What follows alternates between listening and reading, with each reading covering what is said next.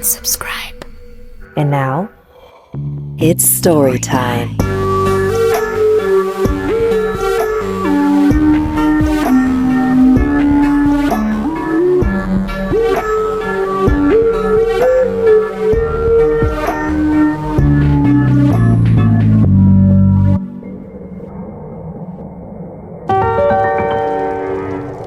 For years, we were told it was just a tragedy, but the McCann family never spoke about this detail. And when you discover what they hid, you'll understand why the world never knew the full truth. Imagine a golden frame hanging on the wall of an empty room. Inside it, the portrait of a blonde girl with big eyes, as if she were always looking back at whoever sees her. A symbol of hope, a reminder of something that had yet to end. Now imagine that behind this frame, there is a crack in the plaster, almost imperceptible, but it's there, growing. And the more you look at the portrait, the less you notice the wall that is crumbling. That is how the Madeleine McCann case was treated for years, like a polished, untouchable image, with a frame of compassion built by the press, by politics, and by public opinion. Except that this frame hides cracks that no one wanted to see. All this time, the story you know was told in only one way, that of a couple devastated by a tragedy. And yes, that pain is real. But what if I told you that behind this mourning, there are choices, silences, and omissions that were never explained? There are records, there are contradictions, there are documents that never appeared, and there is a pattern that repeats every time something uncomfortable arises. It is ignored, silenced, or treated as speculation. But why? Why did certain details never come to light? And furthermore, why did the family themselves seem intent on not talking about them? What shocks most about this story isn't the disappearance. It's what happened afterward. While the world was searching for answers, versions were being exchanged, clues were lost, and above all, some questions, the most obvious ones, were never asked. Why did the rental car days after the disappearance show traces of human blood? Why did the dogs indicate the smell of death in the apartment? Why did Kate's diary, with intimate entries, vanish from the media's radar? These questions carry an unsettling weight, a discomfort that few are willing to face. Because when the pain comes from someone with status, with prestige, with the perfect image, the world hesitates to doubt. And that is where the problem lies, in the pain that becomes a shield, in the suffering that prevents the full truth from being seen. What comes next is not easy to hear, but maybe after this, you will never see this case the same way again, because what the McCann family never wanted the world to discover is about to be revealed. If you feel that something has always been out of place, follow me. This is going to make sense. Everything seemed aligned with the perfect tragedy. A British couple, both doctors, traveling with their small children to a resort in Portugal. Spring sunshine, friends gathered, wine on the table, a peaceful holiday routine like so many others. And then, chaos. Madeleine McCann, 3 years old, disappears from her room while her parents dined at the hotel restaurant. The news spreads in a matter of hours. The British press enters the scene, photos of the girl everywhere, interviews with family and friends. In a few days, the McCann couple was seen not only as victims, but as symbols of suffering. The story the world heard was told from the beginning. They were good parents, decent people, wronged by a cruel fate. But that is where the problem begins. Because while the public narrative was being molded around Kate and Jerry McCann as the perfect parents, something very different was beginning to take shape within the police investigation.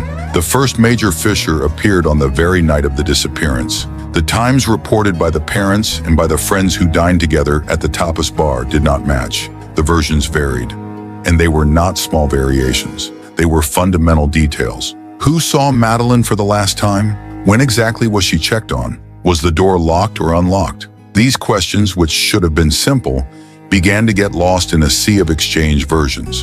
And the most intriguing part, instead of pressing for clearer answers, the media coverage softened the facts. It was as if the public image of the McCanns was more important than the contradictions on paper. While the Portuguese police tried to understand what had really happened that night, in the United Kingdom, the narrative was already decided.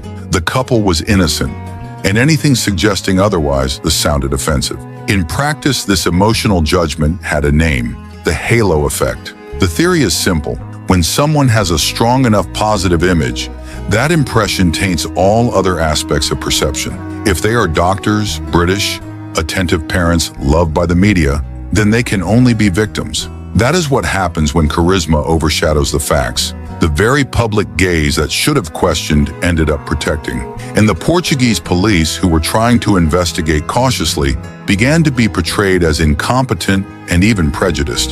The British press itself, in an aggressive manner, started a campaign discrediting the investigators. One of the headlines read, "Portuguese police chase innocent parents while kidnapper escapes." But there was one detail that no one could ignore. The McCann's response time after noticing the disappearance was strange, and the emotional coldness in the first hours also drew attention. The way Kate described her daughter's absence, "They've taken her," sounded more like a scripted line than a spontaneous reaction. This phrase would become symbolic. It was also around this time that Tony Blair's name discreetly appeared in the background. The then Prime Minister is said to have applied diplomatic pressure so that the case was treated with delicacy. There is no direct evidence of interference, but the British ambassadors in Portugal, days after the disappearance, were already working closely with the McCanns and their lawyers. At that point, the doubt was no longer just about what had happened to Madeleine. It was about how far certain questions could go, and who was authorizing that they stop halfway. The result? A carefully protected narrative, a truth that was shaped according to what could or could not be accepted publicly, and a silence that, more than being uncomfortable, became a shield. Not always is what seems untouchable because it is innocent. Sometimes it's because no one had the courage to dig deeper. And now that this veil has begun to move, what comes next reveals not only flaws, but decisions. Some made hastily, others with calculation, and all of them left marks, clearly visible to those who decide to look without filters. The scene the world saw was heart-wrenching. Shaken parents, swollen eyes, the press massed around the hotel. But while the cameras recorded that moment of pain, behind the scenes, a very different game was already being set up. Hardly anyone knows that, a few hours after Madeleine's disappearance, a press consultancy team was activated directly from the United Kingdom. And it wasn't just any team, it was one of the most expensive of the time, specialized in public crises. It was this group that went on to manage all of the McCann's communications with the world. The question is, why does someone who just lost their daughter need to control the narrative so much? Let's only release the essentials, okay? One of the consultants is said to have told witnesses close by. The focus needs to be emotional. Show the love, not the doubts. Meanwhile, across the ocean, British newspapers mobilized to shield the couple's image. Headlines with words like tragic, devastating, and unfair dominated the covers. Not a single line about the initial contradictions, no mention of the exchanged accounts among the family's own friends. And when the Portuguese police tried to make the parents formal suspects, the reaction was to discredit the investigators, calling them incompetent, amateurs, and even vengeful. It seemed that suddenly the focus was no longer on finding Madeleine. It was on protecting her parents. The pressure wasn't limited to headlines. Influential political figures stepped in. The British ambassador visited the McCanns personally in the first days, and according to official documents, there was constant communication between the United Kingdom government and the Portuguese police, something unusual for an isolated criminal case. All this led to serious investigations being stifled.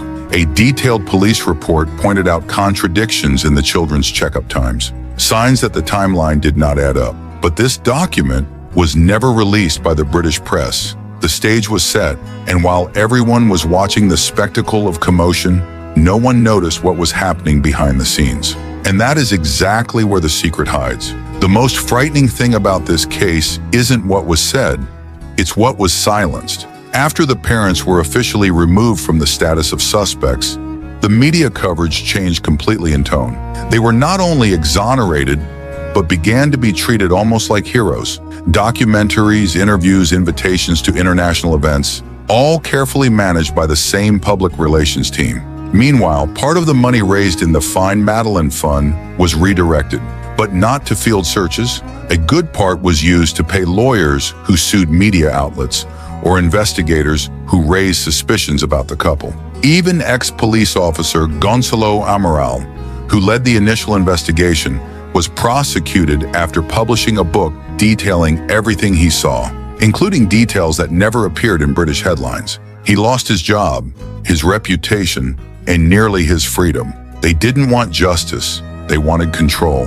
This phrase is attributed to one of the Portuguese investigators, years after the case was closed, and when one of the sniffer dogs indicated the smell of blood and traces of a corpse in the apartment and in the rental car used by the McCanns, the report was minimized. They claimed the dog could have been mistaken, and the story died there. Now think with me, how many times have you seen a father or mother be spared from investigation just because they appeared emotionally shaken? How many times has the public image been used as a shield against the truth? This case turned into a lit stage, but while the audience applauded, the real play was taking place behind the curtains. And what the McCann family never wanted the world to discover might just be exactly what was not said, that the official version of events, the one everyone knows, was carefully constructed, and that every strange piece that didn't fit was simply thrown away before anyone noticed. And when the curtain finally began to tremble,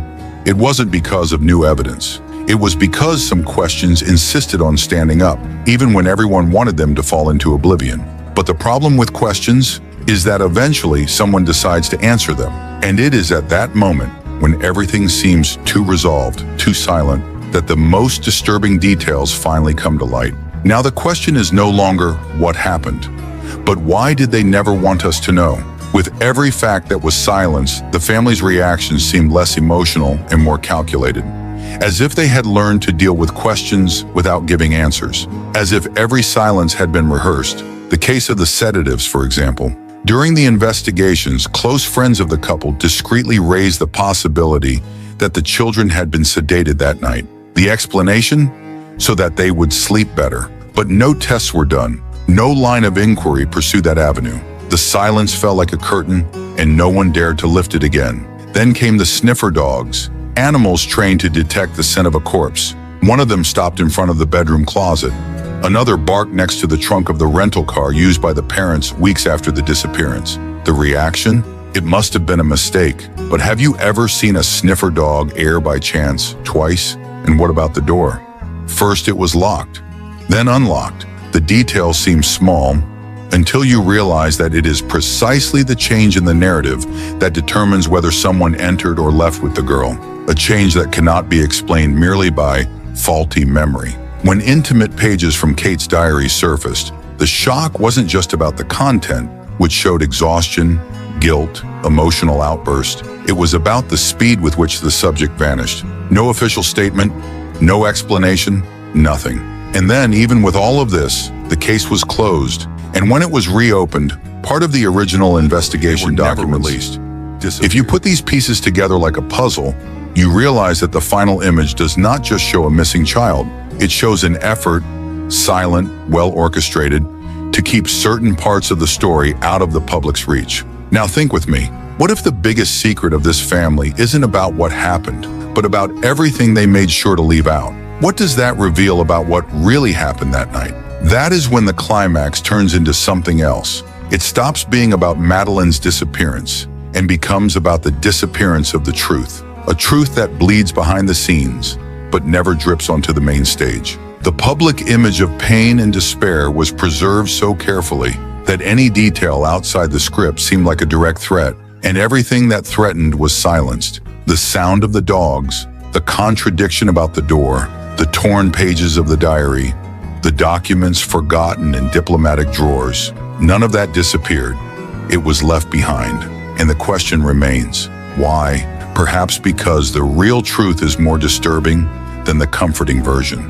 Perhaps because admitting certain mistakes would tear down the whole structure built around the case. Or maybe because someone knew that if the truth came out, there would be no way to erase the damage. Either way, now that you know these pieces that almost no one dares to touch, the question changes again. It is no longer, why did they hide this? It is, what else is missing? And when you think that everything has already been said, comes the final detail, the one that is still kept hidden. And that is when the next part begins, when you realize that what has already been revealed may be just the beginning. You know what scares me the most about this case? It isn't the disappearance itself, no matter how absurd and tragic it is, not even the fact that the investigation failed on so many levels. What keeps me awake is the silence, the way that, in the face of so many legitimate questions, the world simply looked away, because there was a moment that few remember when things could have taken a different turn, when certain clues could have been followed with more courage, when certain documents could have been taken seriously. But at that decisive moment, someone decided that it was more convenient to protect the image than to seek the truth. And that is when this story stops being about the McCann family and becomes about all of us. Because if this silence was possible in a case with so much visibility, with so much commotion, with so many people paying attention, what do you think happens when no one is watching? Madeline's face became a symbol of empathy around the world. But behind the smiling photo, there were exchanged versions, ignored hints, accounts that changed. And even so, hardly anyone stopped to ask, why? Maybe because the truth, up close, wasn't so clean. Maybe because it was easier to blame an invisible kidnapping than to face the mistakes that were right in front of us. But now that you've seen what was erased from the headlines, you can no longer pretend that none of this matters. You can't pretend that the dog that detected the smell of death was just playing. You can't pretend that the mother's diary was just an outpouring without weight. You can't pretend that the change in the story about the door was a simple lapse. And much less can you pretend that all this was investigated with the same vigor one would expect from an ordinary case. Because it wasn't. This case showed that when there is status, money, influence, even the way justice views a story changes. The image becomes a shield, the commotion becomes a distraction, and the pain becomes a script. It's as if the world had chosen what it wanted to believe. And from then on, any truth that threatened that choice was treated as inconvenient. And what hurts the most about all this is imagining that, if it were a poor family, without access to famous lawyers, without powerful friends, without a press willing to protect them, maybe today we'd be talking about something else. Maybe the story would have taken a very different turn. This is the part that no one likes to hear, but it is the one that needs to be said the most. Because it is not enough to feel pity, it is not enough to share a photo. We need to learn to look at things with a little more discomfort and with much more courage. And if there is one thing I learned making this video, it is that the truth may hide, but it leaves traces. Sometimes in disconnected testimonies, sometimes in smells that the eyes cannot see, sometimes in the haste with which they try to change the subject. The truth doesn't disappear, it is pushed into the corners. But as soon as someone turns on a flashlight, it comes back. And that is why this channel exists. It is not to make spectacle. It is to shed light on what was erased. It is to ask the questions that no one else asks. And if you've come this far with me, it's because you feel it too. That unease, that lump in your throat that appears when you realize that sometimes the problem isn't just what happened, but what they chose to hide. And if you want to go even deeper into this puzzle, in the first pinned comment, there is something that might help you. It's an important piece, a clue that almost no one noticed. Click there and tell me what you think afterward. Now tell me, what was the detail that left you most disconcerted? Comment down below. In addition, YouTube's algorithm prioritizes videos with many likes and subscriptions. So, if you enjoyed this video, please click the like and subscribe buttons to help more people see and know about this content. Thank you for watching and listening.